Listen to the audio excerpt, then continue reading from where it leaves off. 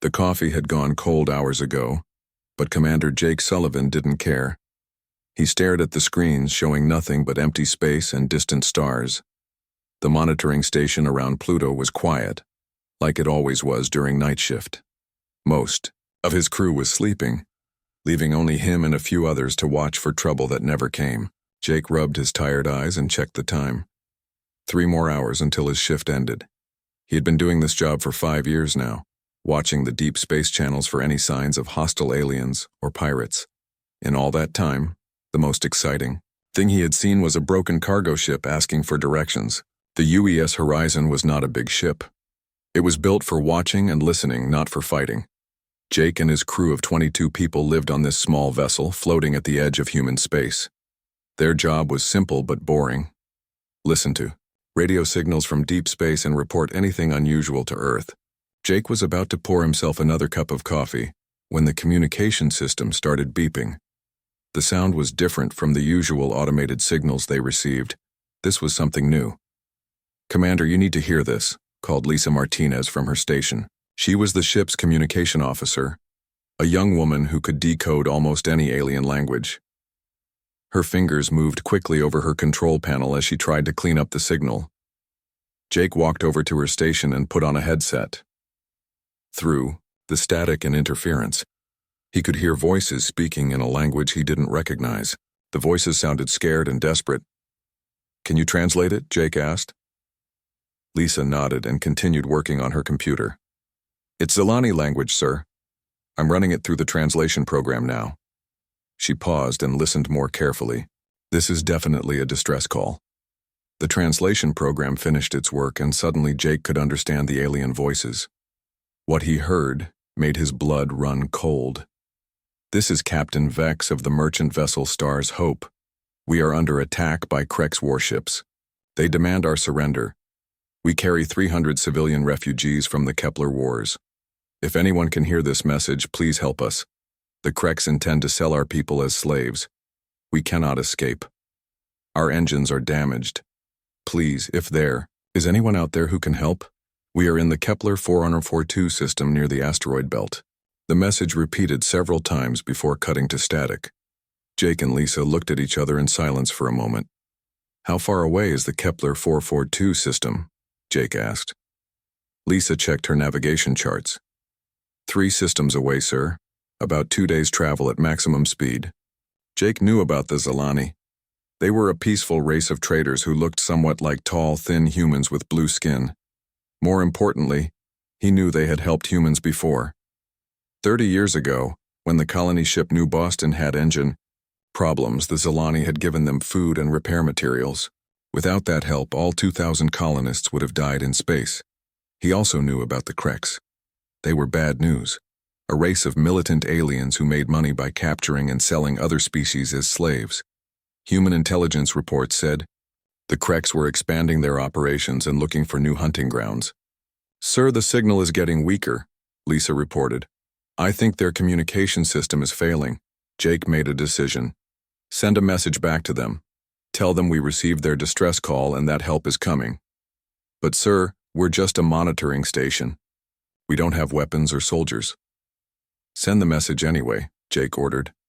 "Then contact Captain Rogers at the main station. He needs to know about this immediately." Lisa sent the reply message, but there was no response from the Zilani ship. Either their communication system had failed completely, or something worse had happened. Within minutes, Captain Ben Rogers appeared on their communication screen. Rogers was the commander of the monitoring station network, a serious man with gray hair and tired eyes.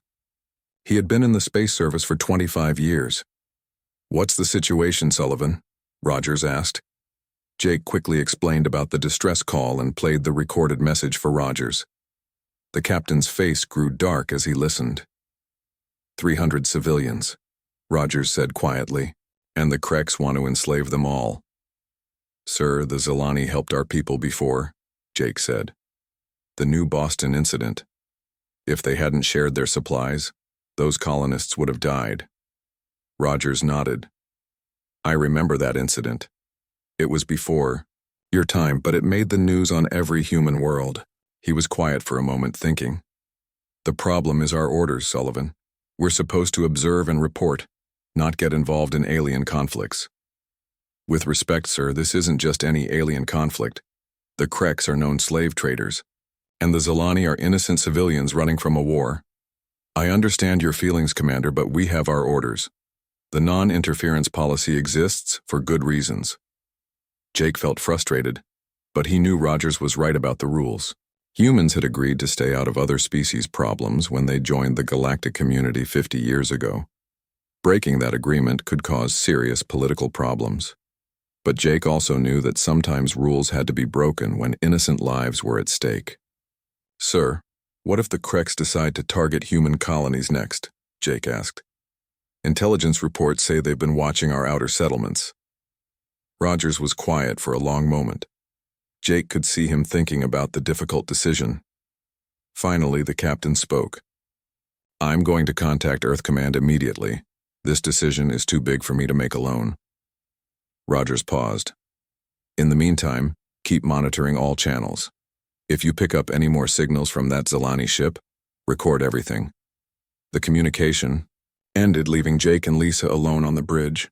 Jake looked out at the stars and wondered if the Zilani ship was still out there, still fighting for survival. Do you think Earth Command will send help? Lisa asked. Jake didn't answer right away. He knew the politics were complicated. Some people on Earth wanted humans to stay isolated and avoid trouble with other alien species. But he also knew there were others who believed humans had a duty to help those who couldn't help themselves. I don't know, he finally said. But I hope so. For the next hour, Jake and Lisa continued listening to the communication channels, hoping to hear another message from the Zilani ship. All they heard was silence and static. Jake thought about the 300 refugees on that distant ship, men, women, and children who had already lost their homes to war, now facing the horror of slavery. He thought about how the Zilani had helped human colonists years ago, sharing their resources with strangers they had never met before. As he watched the stars through the bridge windows, Jake made a silent promise. Whatever Earth Command decided, he would not forget about the Zilani ship. If there was any way to help those people, he would find it. The coffee maker beeped, signaling that a fresh pot was ready. But Jake didn't move from his station. He continued watching the communication screens, listening for any sign that the Star's hope was still out there, still fighting to protect its precious cargo of innocent lives. Admiral Kate Morrison was eating breakfast when her emergency communicator started buzzing. She looked at the clock on her kitchen wall and frowned. It was 5 a.m. at Earth Defense Command headquarters in Geneva. Emergency calls at this hour usually meant bad news. She pressed the answer button and Captain Rogers appeared on the small screen. His face looked worried and tired. Admiral, we have a situation that requires immediate attention, Rogers said without greeting. I'm sending you a recorded message that Commander Sullivan received 3 hours ago. You need to hear this. Kate set down her coffee cup and listened carefully as the Zilani distress call played through her communicator. When it finished, she was quiet for several long seconds. How reliable is this translation? She asked. Very reliable, ma'am. Officer, Martinez has worked with Zilani language before. The message is clear. 300 civilians under attack by Krek slavers. Kate rubbed her forehead. In her 20 years of military service, she had dealt with many difficult situations, but this was different. This could change everything between humans and the rest of the galaxy. I'll be at headquarters in 30 minutes, she told Rogers. Contact General Hayes and Dr. Foster. Tell them to meet me in the main conference room immediately. Kate hung up and quickly got dressed in her uniform. As she drove through the empty streets of Geneva, she thought about the choices ahead. The non-interference policy had kept humans safe for 50 years. Breaking it now could make enemies of powerful alien species who preferred humans to stay quiet and out of the way. But she also thought about what humans stood for. Earth had survived wars, diseases, and disasters that would have destroyed other species. Humans had learned to help each other when times were hard. Could they really ignore others who needed help? When Kate arrived at headquarters, General Rick Hayes was already waiting in the conference room. Hayes was a big man with short gray hair and scars on his hands from his days as a young soldier. He had been fighting for human colonies for 30, years and knew more about alien threats than anyone else in the military. "I've already heard the recording," Hayes said as Kate walked in. "We need to act fast. Every minute we wait, those Zilani civilians are closer to being enslaved or killed." Dr. Amy Foster arrived a few minutes later, carrying a tablet computer filled with information about alien species. Foster was a small woman with bright eyes who had spent her career studying how different species interacted with each other. She knew more about alien behavior than most humans. "I've been reviewing what we know about both species," Foster said as she sat down. "The Zilani are exactly what they appear to be. Peaceful traders who avoid conflict whenever possible. They've never attacked anyone, and they've helped several species, including us." "What about the Kreks?" Kate asked. Foster's face became serious. "The Kreks are dangerous. They make money by capturing weaker species and selling them as slaves throughout the outer systems. Intelligence reports say they've been watching human colonies, especially the farming worlds with small populations." Hayes leaned forward in his chair.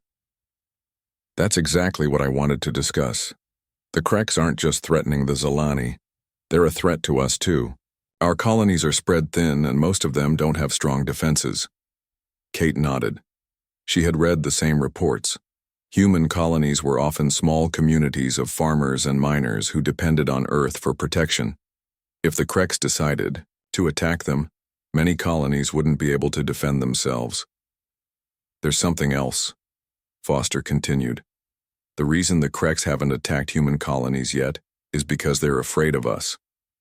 "Afraid of us?" Kate asked with surprise.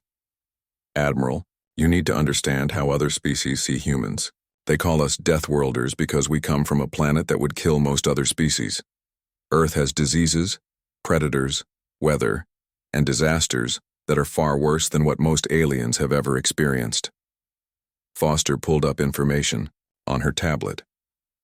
"The average human can survive injuries that would kill a Zilani or a Kreks. We can fight longer, run farther, and think faster in dangerous situations than almost any other known species. Most aliens are terrified of what humans might do if we decided to become aggressive." Hayes smiled grimly. "Which is exactly why we need to act now. If we save the Zilani, word will spread that humans protect innocent people. But if we do nothing, the Kreks will think we're weak. They'll start attacking our colonies within a year." Kate understood the strategic importance, but she also thought about the political problems. "What about the Galactic Council? They won't be happy if we interfere in alien conflicts." "The Galactic Council is mostly controlled by species that profit from keeping others weak," Hayes replied. "They don't want humans to become too powerful because they know we won't follow their rules if those rules allow innocent people to suffer." Foster nodded in agreement. "The Council has been trying to limit human expansion for decades. They use the non-interference policy to keep us isolated and powerless. But if we break that policy to save lives, many species will respect us for it." Kate looked at both of them carefully. "Are you both recommending that we intervene?" "Yes," Hayes said immediately. "We should send the Third Fleet under Admiral Carter. He's our best deep space commander and his ships are fast enough to reach the Kepler system in time." Foster was more cautious. "I think we should help the Zilani, but we need to be smart about it. We should make it clear that we're not trying to start a war or take control of other species' territory. We're simply protecting innocent lives." Kate stood up and walked to the window overlooking the city. Geneva was waking up and she could see people going to work, living their normal lives. Most of them had no idea that a decision made in this room could change humanity's future in the galaxy. "If we do this, there's no going back," she said, quietly. "Other species will know that humans are willing to fight for what we believe in. Some will respect us for it, but others will see us as a threat." "Admiral," Hayes said, "humans have always been willing to fight for what's right. That's who we are. We don't start fights, but we don't run away from them either." Kate thought about her own children, safe at home on Earth. She thought about the human colonies scattered across space, depending on Earth to protect them. And she thought about 300 Zilani civilians who were probably dying while she stood here, talking. She turned around and faced Hayes and Foster. "General, contact Admiral Carter immediately. Tell him to prepare the Third Fleet for immediate departure. Full combat load, maximum speed. Hayes smiled and started to stand up. Wait, Kate continued. I want to be very clear about the mission parameters. We are not declaring war on the Kreks. We are not trying to conquer territory. We are conducting a rescue operation to save innocent lives. If the Kreks want to fight, we'll fight back. But we're not going there to start a war. Understood, Admiral, Hayes replied. Foster looked worried. What do I tell the Galactic Council representative when he calls to complain? Kate smiled for the first time that morning. Tell him that humans protect those who cannot protect themselves.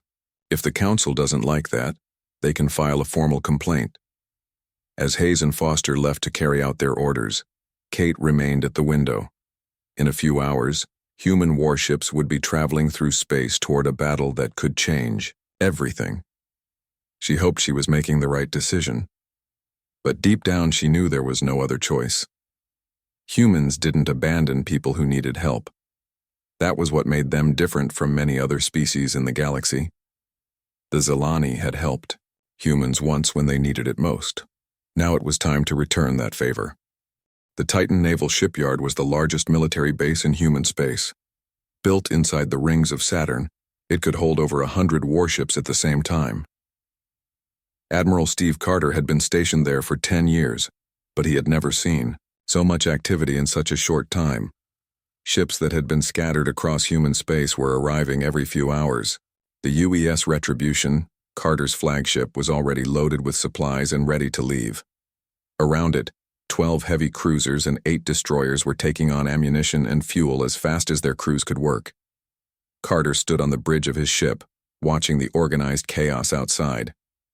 His crew had been working for 18 hours straight to prepare for the mission. Everyone knew this was different from their usual patrol duties. This time, they were going to war. Admiral, Colonel Pierce is here to see you, announced Lieutenant Davis, Carter's aide. Colonel Danny Pierce walked onto the bridge carrying a tablet full of mission data. Pierce was the commander of the 47th Marine Expeditionary Unit, the best assault troops in the human military. He was a tall man with dark hair and calm eyes that had seen too many battles. Admiral, my Marines are loaded and ready, Pierce reported. We have 800 combat troops plus medical and engineering teams. The assault carriers are fully stocked with weapons and armor. Carter nodded and looked at the tactical display showing their destination. What do you know about fighting? The Kreks, Colonel? Pierce pulled up information on his tablet. They're bigger and stronger than humans, but they're not as fast or as smart. They like to use overwhelming numbers in direct attacks. Their ships are heavily armored but slow to turn. Weaknesses: they expect other species to surrender when outnumbered. They've never fought anyone who hits back as hard as humans do. Also, their command structure is rigid. If we can confuse their leaders, their troops don't adapt well. Carter smiled grimly. That sounds like something we can work with. Major Helen Brooks joined them on the bridge. She was the commander of the fighter squadrons, a small woman with short red hair and quick hands. Her pilots called her Hawk because she could spot enemy ships from farther away than anyone else. Admiral, all fighter squadrons are ready for launch, Brooks reported. We have 96 fighters and 48 bombers loaded with the new plasma torpedoes. Carter looked at the display again. Intelligence reports showed 6 Kreks heavy cruisers in the Kepler system. Each Krek ship was twice the size of a human cruiser and carried more guns, but human ships were faster and their crews were better trained. Major, how do your pilots feel about going up against ships that big? Brooks grinned. They're excited. Sir, we've been training for this kind of fight for years. The Krek ships are big targets and big targets are easy to hit. Chief Engineer Tony Walsh came running onto the bridge, his uniform covered in grease and his face tired but happy. Walsh was the man who kept all the ships running, and he had been working non-stop to prepare the fleet. Admiral, I've got good news, Walsh said breathlessly. We've finished installing the new plasma cannon systems on all ships. They're untested in real combat, but the simulations show they'll punch through Krek's armor like it's made of paper. Carter raised an eyebrow. Untested? That's not very reassuring, Chief. Walsh wiped his hands on a rag. Sir, these weapons use technology we captured from a Krek's raid ship last year. We've improved the design and made them more powerful. If they work the way we think they will, the Kreks are going to be very surprised. And if they don't work, then we'll have to rely on our regular weapons and superior tactics, Walsh replied with a shrug. Carter appreciated the engineer's honesty. In war, new weapons sometimes failed at the worst possible moments, but he also knew that human engineers were the best in the galaxy at making things work under pressure. Navigation Officer Claire Davis approached the group. She was a young woman with brown hair and sharp eyes who could plot a course through hyperspace faster than most computers. "Admiral, I've calculated the jump coordinates," Davis reported. "We can reach the Kepler system in 36 hours if we push the engines hard, but that will use a lot of fuel. Do we have enough fuel to fight when we get there?" "Yes, sir. But we won't have much extra for a long battle." Carter thought about this. A quick, decisive battle would be best. If the fight dragged out too long, the human ships might run out of fuel and ammunition far from any friendly base. "What about the Zilani ship?" Carter asked. "Any recent intelligence on their condition?" Pierce checked his tablet. No new communication since the original distress call. That was over 24 hours ago. They could be destroyed, captured, or just unable to transmit. Carter felt a cold knot in his stomach. They might be racing to save people who were already dead. But he had to assume the Zilani were still alive and fighting. Giving up on them was not an option. "Admiral," Brooks said quietly, "there's something else to consider. If we win this fight, word will spread fast. Every species in the galaxy will know that humans are willing to fight for others. And if we lose, then they'll know we tried." Pierce answered. "That matters too." Carter looked around at his officers. These were good people who had volunteered to risk their lives for strangers they had never met. They understood that this mission was about more than just saving the Zilani. It was about showing the galaxy what humans stood for. "All right, people, here's the plan," Carter announced. "We jump to the Kepler system in formation. Major Brooks's fighters will launch first and hit the Krek ship's weapon systems. Then the main fleet will close in and engage with the new plasma cannons."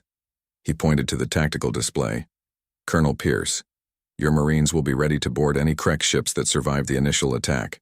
We need to capture at least one of their commanders alive for intelligence purposes." "What about the Zilani ship?" Davis asked. "That's our priority. We save those civilians first, then we deal with the Kreks.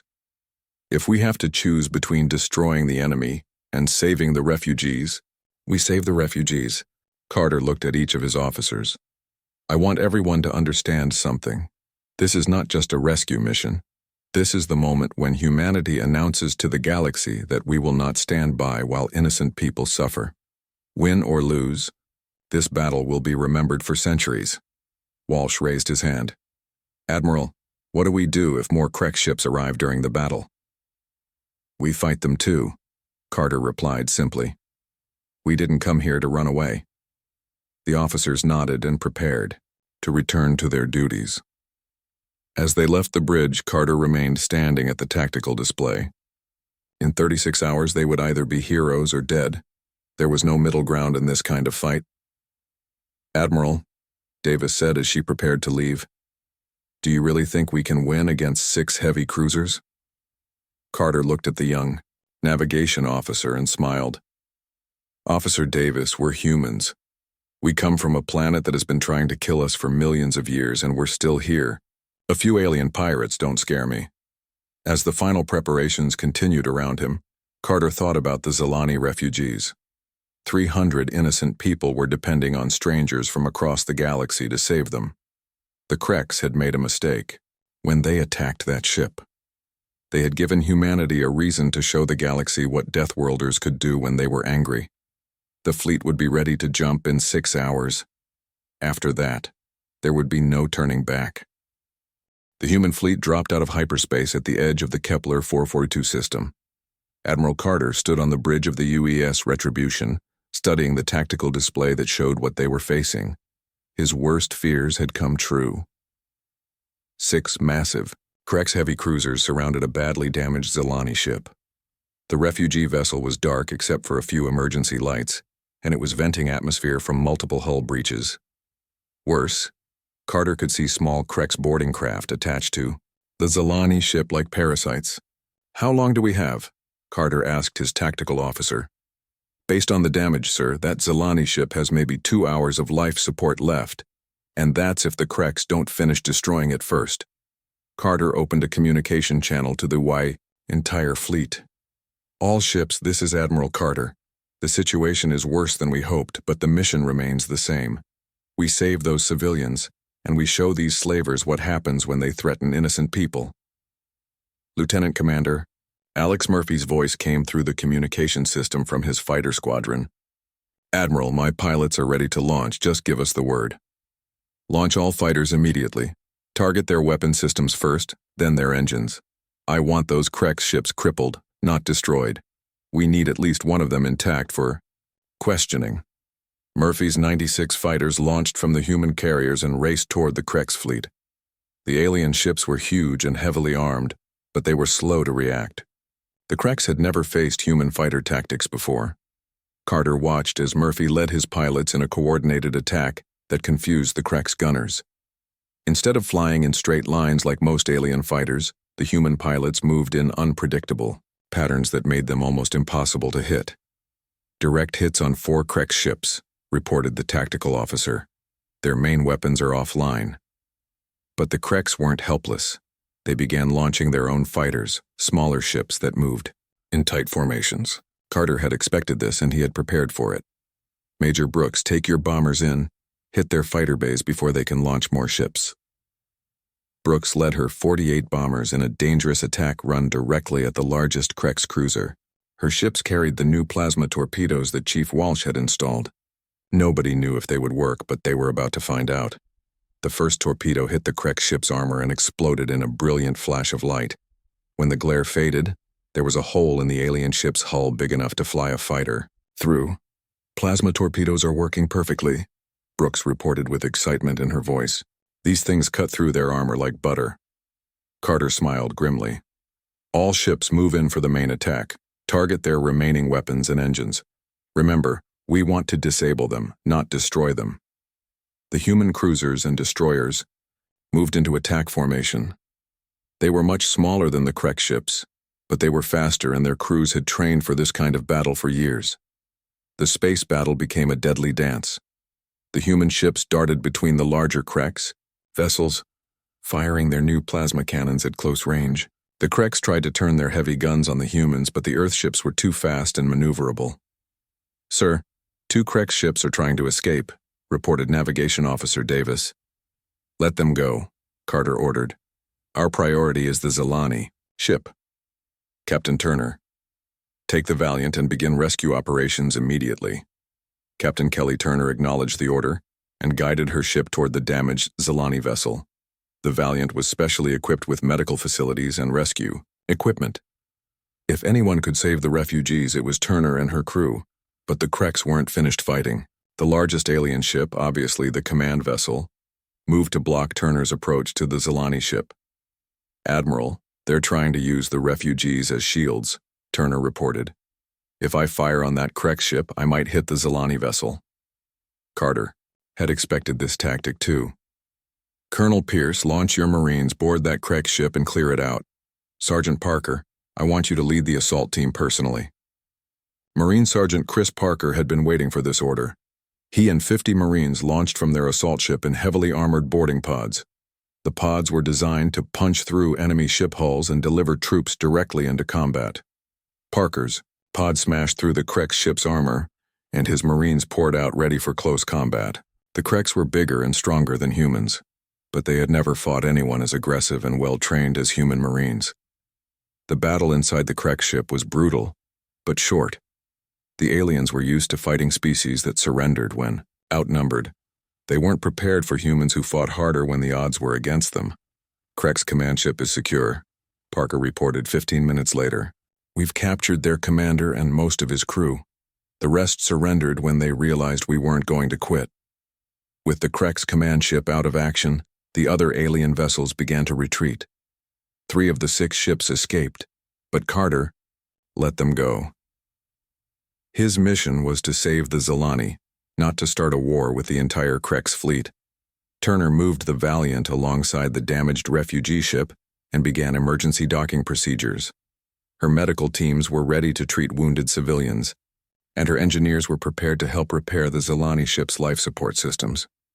"Admiral, we've got good news," Turner reported 20 minutes later. "Most of the refugees are alive. They've been hiding in the ship's safe compartments. We're transferring the wounded to our medical bay now." Carter felt relief wash over him. They had arrived in time. The mission was a success. But the most important moment came when Captain Vex of the Zilani ship was brought aboard the Valiant. The alien was tall and thin with blue skin, and he looked exhausted from the long battle.